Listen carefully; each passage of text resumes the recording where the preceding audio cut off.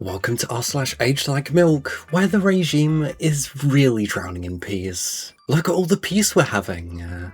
Congratulations, world. It's time for peace. Yeah, no new wars.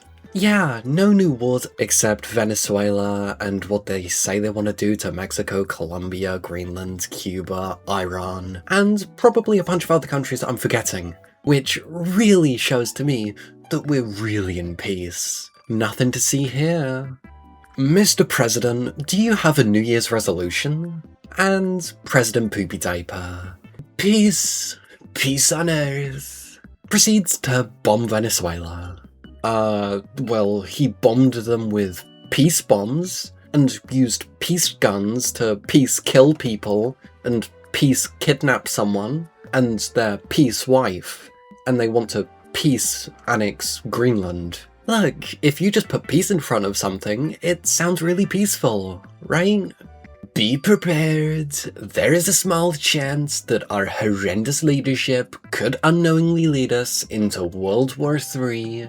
Thank you, Trump from 2013. Jesus Christ, 13 years ago, we're really getting old. Thank you very much for warning us about yourself, I guess. But actually, according to the Republicans and MAGA, it's actually going to be peace World War III. Because you can do whatever you want, but as long as you cope. But as long as you cope hard enough, apparently it's not terrible. Breaking news. Vivek Ramaswamy deletes the X app, saying that his team will post on his behalf. I really wonder why. If you're scared of your comment section, you're not fit to lead. So, Vivek Ramaswamy left Twitter because he couldn't handle all of the racism from the Republican Party. The party of racists and bigots, being racist and bigoted? Whoa, that's crazy. And he's running in Ohio as a Republican. In a shocking uncovered video from 2023, Pete Kegsbreath called for Biden to be held accountable for handling classified documents flippantly. If at the very top there's no accountability, then we have two tiers of justice. Pete Hegseth has to resign. Well, when he was talking about the top of the government not having any accountability, he meant only the Democrats should have accountability. What, you really expect MAGA? You really expect MAGA to hold themselves accountable for their various crimes? Of course not. These guys love projection, because every accusation's a confession with them. And you can't have a Republican government without a bit of hypocrisy. Kegsbreath a month ago. The War Department will not be distracted by democracy building, interventionism, undefined wars, regime change, and feckless nation building. Again, projection, and also somehow them flying into a country, bombing and shooting, remove a head of state, is not any of those, according to MAGA, because the regime tells you to not trust your eyes and ears, and only listen to what they say. Reminds me of a certain book. I'm not exactly sure which one though. I don't think any of that was lies, uncharacteristically. They have no intention of improving anything in Venezuela. If that happens, it's incidental. They wanted to invade something because fascists always do that to distract from internal issues. 'Cause boy do we have a few. And they want to give the oil to their cronies. This is naked imperialism without any window dressing. Trump has said just as much. This whole operation was so weird because they invaded the Capitol and captured the president, but didn't overthrow the regime and just kinda left. I mean, do you actually expect the Trump regime to actually, do anything right? Even when they're doing bad shit, they somehow find a way to fuck up. It just reminded me how MAGA were praising the fact that there were no leaks, and then it was found out that there were leaks. And every time that there's another military operation, which there are a lot, they always have to try and praise how there were no leaks. You know, because of Signalgate. Remember that little one? Because not only are they malicious, but they're incompetent.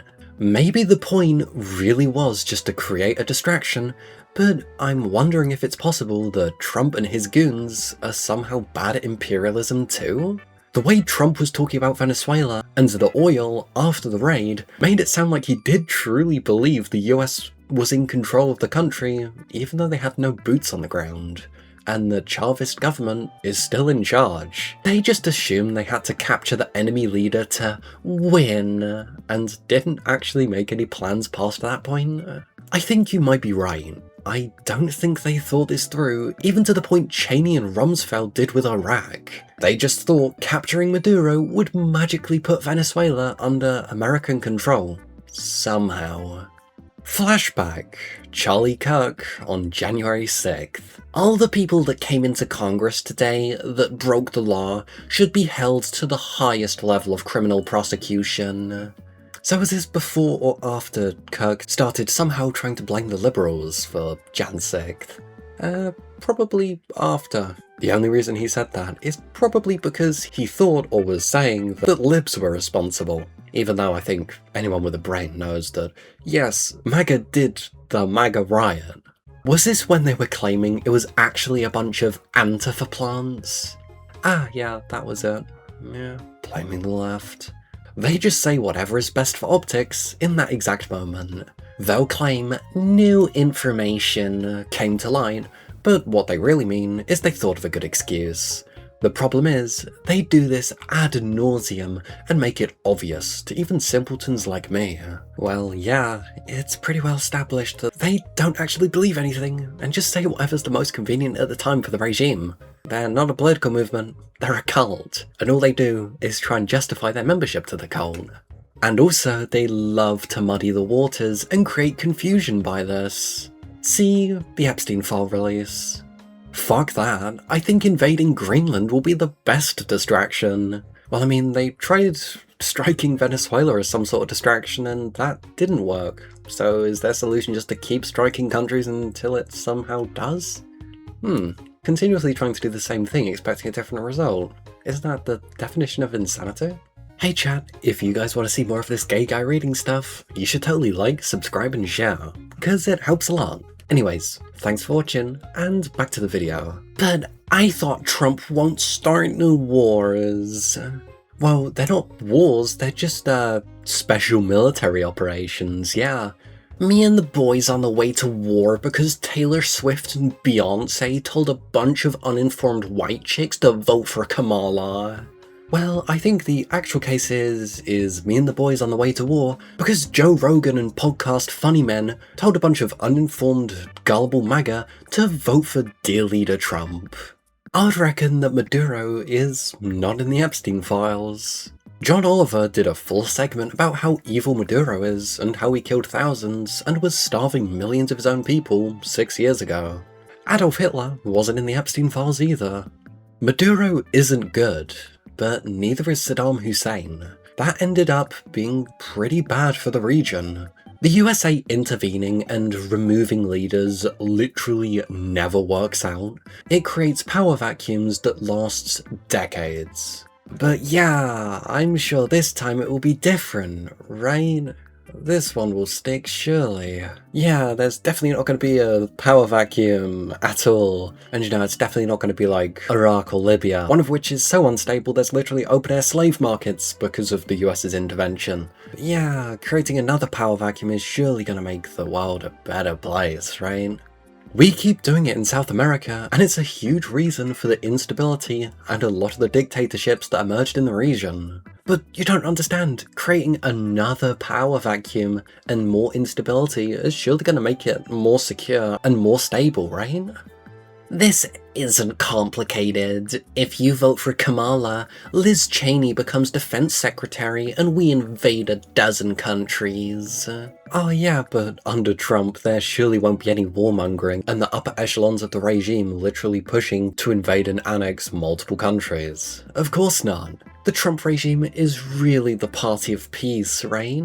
Just like those signs said Trump equals low prices. The prices are low, and we're drowning in peace. Boys in Michigan are drafted to fight boys in the Middle East. Aren't you the regime expressing interest in invading Iran? And creating another power vacuum and causing more problems that you failed to solve? Millions die. Hasn't Doge cuts and US aid cuts literally caused the deaths of like hundreds of thousands currently? We invade Russia, we invade nations in Asia, World War III, nuclear winter. Yeah, sure. How did this fucker get into the position he's in? He needs to go to jail. Because he lied to Trump and doesn't expect anything in return. The type of person Trump likes the most. Yeah, lying for Trump and just being a loyal crony. But unlike a lot of them, not because he wants the power, but because he's just a genuinely evil person who wants evil shit to happen. Again, he lied.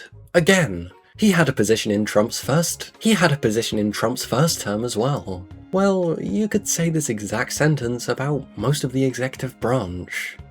Proud Hilton Hotel's Diamond member. If only Hilton decided to not lick the boot of ICE and, reserve their right to refuse service to anybody. But no, they had to bootlick the Trump regime and lose a solid amount of customers. They had over half the country immediately swearing brand loyalty to them over that. Then they just pissed away their good publicity by deciding they'd rather be the hotel of racists and murderers.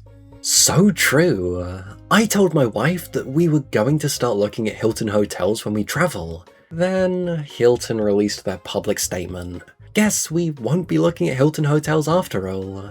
But for a solid hour, I was a loyal Hilton customer. Lol. Same.